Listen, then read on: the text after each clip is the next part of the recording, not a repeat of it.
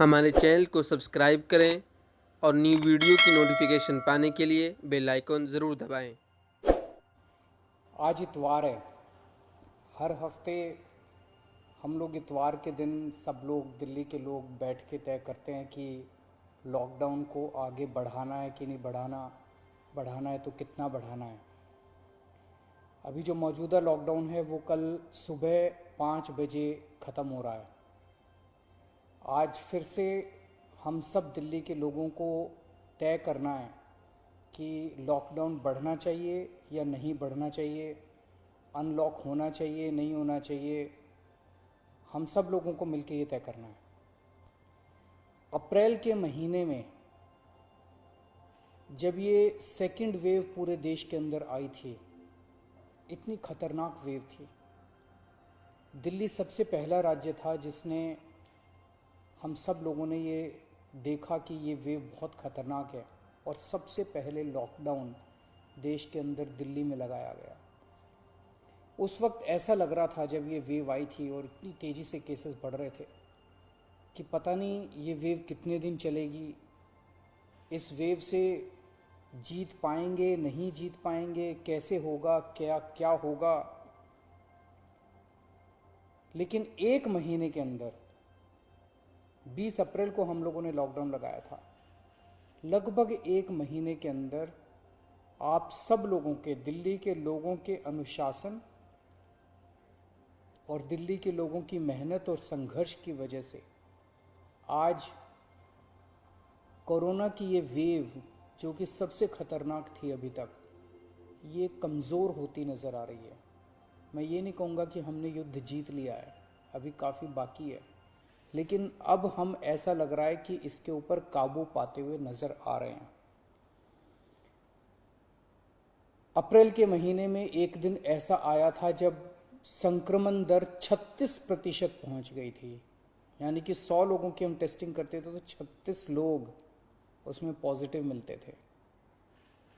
पिछले 24 घंटे का मैं आपको आंकड़ा बताऊं तो ये संक्रमण दर 2.5% के भी नीचे चली गई है। यानी कि अब 100 लोगों की हम टेस्टिंग करते हैं तो उसमें 2.5 लोग संक्रमित पाए जाते हैं और 97.5 लोग ठीक पाए जाते हैं।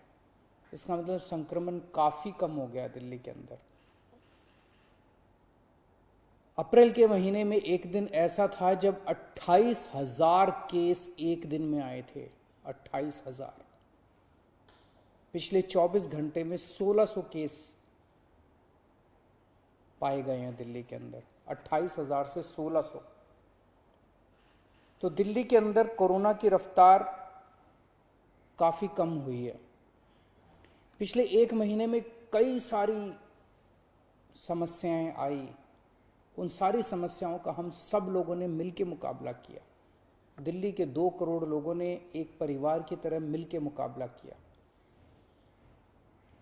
खासकर ऑक्सीजन की बहुत बड़ी समस्या आई थी, लेकिन सब ने मिलके, इसमें सबका सहयोग मिला। दिल्ली के लोगों ने, केंद्र सरकार ने, सुप्रीम कोर्ट ने, दिल्ली हाई कोर्ट ने, सब ने सहयोग किया और ऑक्सीजन की समस्या का भी समाधान निकला।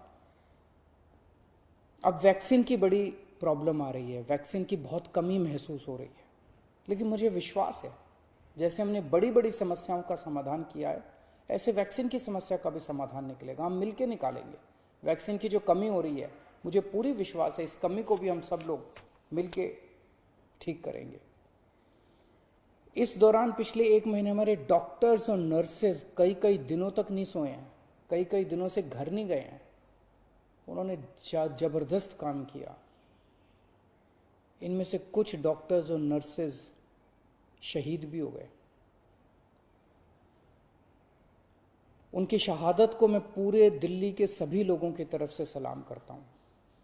हम कर्जदार हैं उनके, उनका कर्ज हम नहीं चुकता कर सकते, लेकिन फिर भी दिल्ली सरकार उनके परिवार को मदद करने के लिए 1-1 करोड़ रुपए की राशि देती है।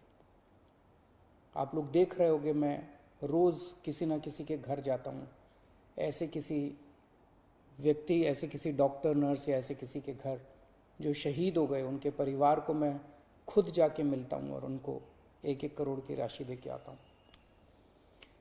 तो युद्ध अभी बाकी है, अभी पूरा नहीं हुआ है, और अभी भी 1000 से ज्यादा केस आ रहे हैं। तो पिछले 24 घंटों में मैंने खूब लोगों से पूछा क्या करना चाहिए।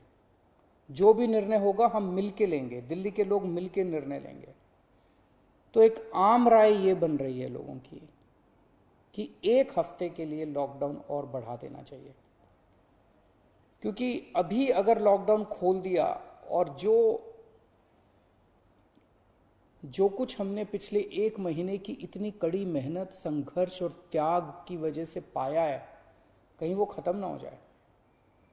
तो सबकी आम राय ये है कि 1 हफ्ते के लिए और लॉकडाउन खोल देना चाहिए। तो दिल्ली सरकार ने ये निर्णय लिया है कि 1 हफ्ते के लिए लॉकडाउन और बढ़ाया जा रहा है। अगले सोमवार 31 तारीख की सुबह 5 बजे तक के लिए लॉकडाउन बढ़ाया जा रहा है। अगर केसेस के घटने का सिलसिला इसी तरह से जारी रहा अगले 1 हफ्ते भी, मेरा आप सब लोगों से अपील है, निवेदन है, जैसे आपने अभी तक सहयोग किया, आपने अभी तक कठोर अनुशासन का पालन किया, लॉकडाउन को फॉलो किया, इसी तरह से आप आगे भी जारी रखेंगे, कोरोना के नियमों को आगे भी फॉलो करेंगे। अगर इसी तरह से केसेस के कम होने का सिलसिला जारी रहा तो 31 तारीख से फिर हम अनलॉक की प्रक्रिया चालू करेंगे। एकदम से अनलॉक करना ठीक नहीं रहेगा, तो वो भी धीरे धीरे कुछ गतिविधियों को 31 तारीख से फिर हम खोलना चालू करेंगे।